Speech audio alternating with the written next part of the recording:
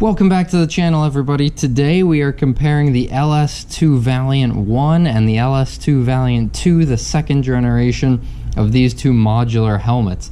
So the first thing you're going to notice about this helmet is that the chin bar goes all the way around 180 degrees. You'll see on here it says the most stable mechanism in the world with all these gear logos. So nice feature. A lot of modular helmets, they go up like this or like this maybe, but they don't go all the way behind you and fold nicely. This is actually a nice feature of this helmet where it gets out of your way. It's aerodynamic and it gives you a lot of airflow. So if you're in the city, driving around, slow speed, things like that, it can really help in the summertime. Same thing with the second generation. The button is a little bit more difficult to access, but it still goes back. It has a little bit more of a satisfying click, you'll find, as it goes back. This is the button. It's a little bit small, especially with a glove. And then the first generation has a much bigger button. So they kind of made it more hidden. But that's the features of sliding back. Now, I think this is really something that newer riders, and speaking for myself, 6 years ago when I got this helmet, I was looking at doing the MSF course. I was a new rider. My dad got this helmet when he was a new rider. I think the modulars are very attractive, especially for having the drop down the sun shield, all these kind of features like big air vents, very attractive features for being a new rider. And I just think after having ridden with it for 6 years that this helmet has a lot of nice features like the drop down sun visor, big air vent controls, but it is a heavy helmet, and at the end of the day I basically never use the modular features of this helmet. So we're gonna go through these features, some of my review of living with this helmet, talk about two of my newer helmets that I ride with, and then we'll talk about where I would go after this. So they say replace your helmet after 5 years, so I'm due for a replacement, and we'll talk about if I'm going to get this new LS2 Valiant or if I'd get a different helmet. One of the nice features, and I assume part of the reason why it's a geared mechanism in here, is because if you have your shield down, your face visor down, you can just hit this button and eject both at the same time. So if you get to a light and you are absolutely just scorching hot, then you can eject all your shields at once and completely open up your face. Now, it's a bit of some resistance, especially on the second generation one, but it's a nice feature, quick release. As far as air vents go, I prefer the ones on the Gen 1, and that's because they're nice and big. When you have a helmet or when you have a glove on, it's nice and easy to operate this big button. It's easy to find. There's not a lot else on the top of this helmet. It's aerodynamic. Same thing with this front one big flap to open.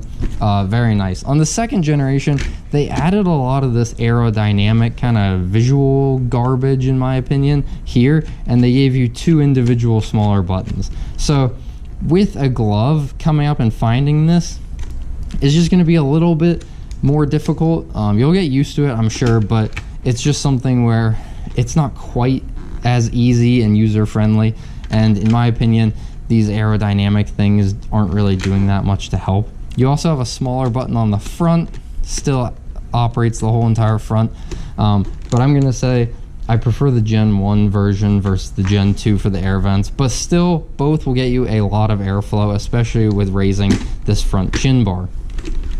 Now, as far as sizing, on both of these helmets, I'm an extra large, and on all my other helmets, so dirt and my racetrack helmet, I wear a large. So you'll find a lot of people talking about in the comments how the LS2s, you need to size up one. So both of these are extra large. They fit me. I normally wear a large. As far as communication systems go, they both have cutouts in the ears for these JBL speakers.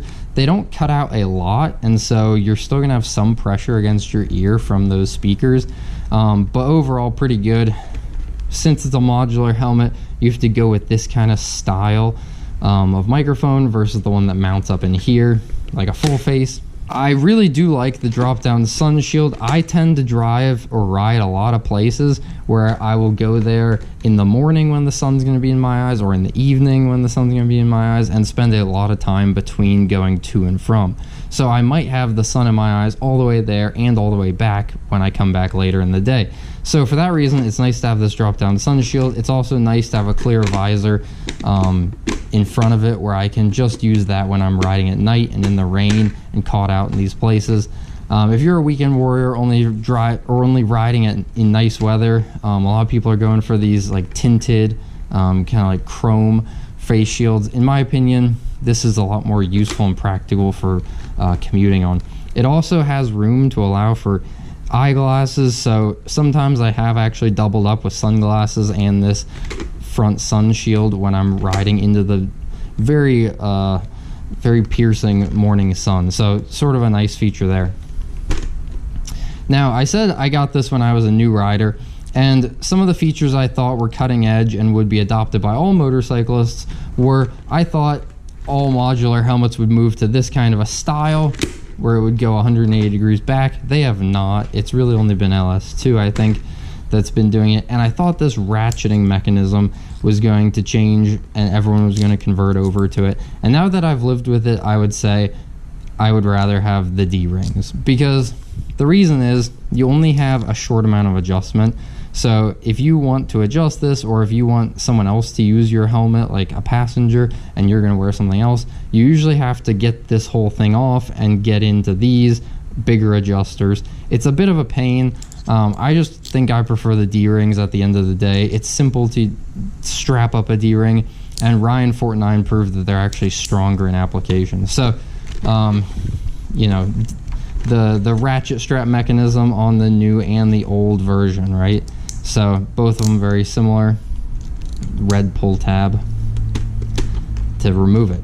Now, my biggest gripe with these helmets are two things. I don't like the weight of them, and I don't like the wind noise. When I first rode with this helmet, I would never do interstates. I only kind of rode around back roads and things like that. And I didn't notice how noisy and windy this helmet is until I got this Scorpion EXO-R1 Air, and I started riding with it, and I realized, wow, that is a very windy helmet, and I need to be wearing some ear protection to save my hearing. So both these helmets, very noisy. I ride with the little Pinlock rubber reusable earplugs. Really a must when riding with this helmet. Now, my second gripe with this helmet is the weight. When I ride really long distances, you know, I've done several like 6-7 plus hour days in the saddle, and this gets to be a very, very heavy helmet.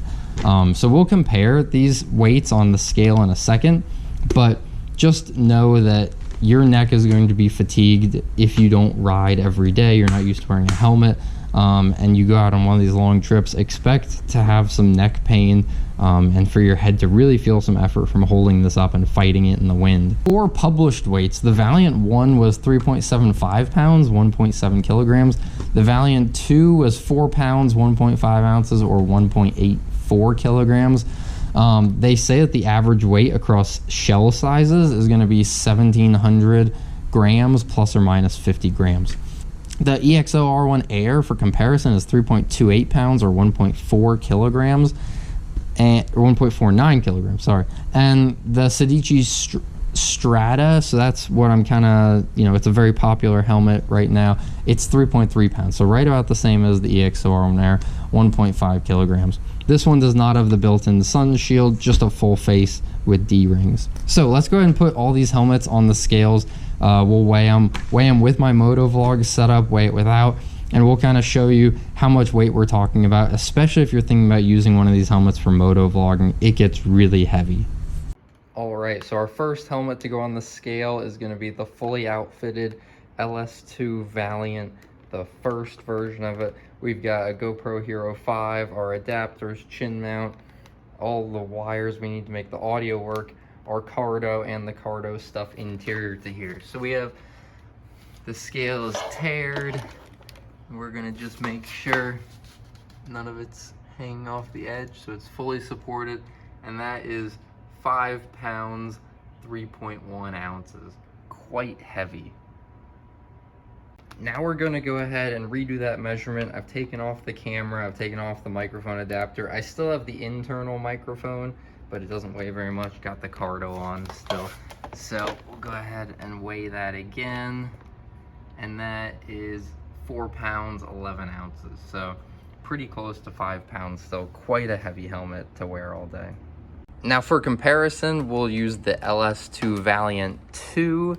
So this is the second version of it. We still got the Cardo on, same microphone setup where it has the long extended microphone, as you can see here inside of it. So we'll put that on, and we're coming in at 4 pounds, 5.4 ounces. So a little bit of weight savings on the second version. Next up we have, for comparison, the Scorpion EXO R1 Air right there. So this is my track day helmet. Putting that on the scale, coming in at 3 pounds, 4 ounces. And for our last comparison, we have this Bell MX. We've got the MIPS on it, the MX9 helmet. With a 100% goggles, because I don't think it's fair to do just the weight of motocross helmets without the goggles on. So 3 pounds, 10 ounces, and that's with a bill. I'll be moving to something more like a full face, like a Sedici Strata. When I ride with these helmets and then I ride with this helmet, this is just so much more of what I would prefer. Very, very easy to wear for a long time, a little bit less noisy, the D-ring closures comfortable, lots of airflow. So this helmet I reserve for the racetrack, but I'm looking for something like that, but a little bit more budget friendly. So this was about $450, and I'm looking to be somewhere more like $300, $250, something like that. We once took a side-by-side trip, and I wore my dirt helmet, and we went very muddy in these side-by-sides, and my dad took this helmet, and this helmet has so many cracks and crevices, this gear mechanism, all these slide up and downs, this thing. Do not take this helmet if you're going to go mudding. You will be using Q-tips to scrape mud out of just everywhere. You can see there's little bits of mud still all over this helmet. Very, very hard to clean. It's really just a street bike helmet. The first generation required a tool to change out your visor, so you had to have this little, you could use any kind of pry bar, but you had to press in there and eject this face shield. On the second generation one, they did make it easier, which is nice. So if you end up changing face shields a lot, you just slide the slider back and eject this face shield. So really easy. Both of them are accepting pin lock, stock from the factory. So some nice features there. Both of these helmets airflow plenty with the chin bar down, and especially with the chin bar up. One thing that's very annoying about these helmets is that they can make so much air, and especially if you have this chin bar up, where through this Cardo mic, you're just going to hear air on the other side, just gushing wind on the other side, which when you already have a very noisy helmet and then through the speakers all you get is air, it's a little bit annoying. It's a bit much, and sort of a frustrating thing about these helmets. So anyway, that was my review. I hope you all enjoy it. I hope you all ride safe, and let me know in the comments if you ride with a Modular and what you think of it.